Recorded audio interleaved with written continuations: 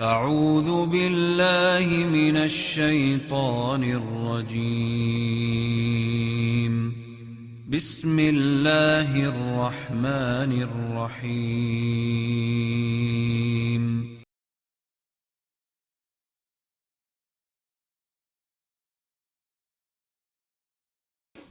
Ini permasalahan yang terakhir mengenai masalah imam dan makmum adalah kalau kita punya mazhab yang berbeda dengan imam.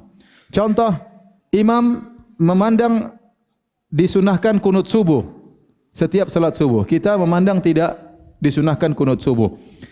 Atau sebaliknya, imam memandang tidak kunut subuh sementara kita meyakini kunut subuh sebagaimana mazhab Syafi'i dan mazhab Maliki bahwasanya dianjurkan setiap salat subuh. Apa yang kita harus lakukan?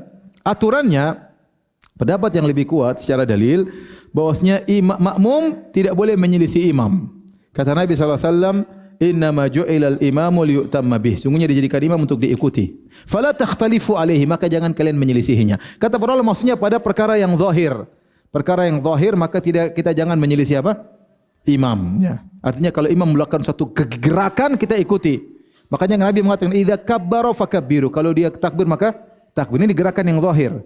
Bukan cara duduknya, bukan cara tasyahudnya, bukan. Itu tidak itu yang dimaksudkan untuk kita ikuti. Artinya jangan kita lambat dari dia, jangan kita kecepatan dari dia. Yaitu pada perubahan-perubahan apa? Gerakan. Paham?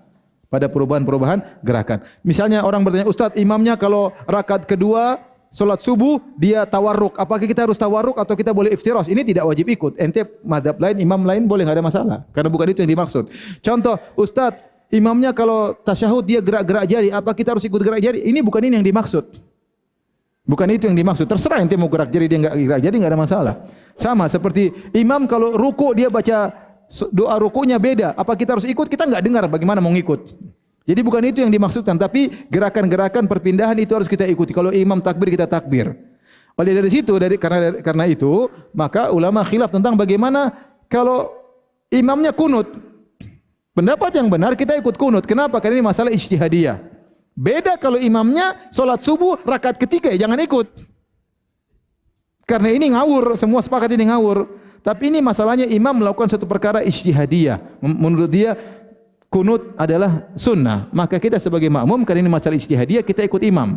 Maka ini fatwa Imam Ahmad, fatwa Syekh Utsaimin, fatwa Ibnu Taimiyah rahimahullah yang Imam Ahmad, Ibnu Utsaimin, Ibnu Taimiyah memandang kunut subuh tidak sunnah.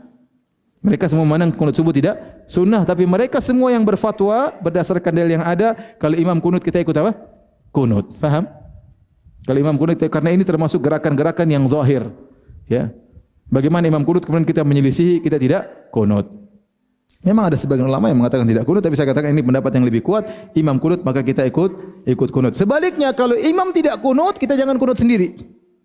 Ini saya sering lihat di Masjid Nabawi orang Indonesia karena terbiasa kunut subuh mazhab Syafi'i, begitu salat di Masjid Nabawi imamnya enggak kunut, dia kunut sendiri, cuek aja. Subhanallah, nekat menyelisih apa? Imam. Jangan ya.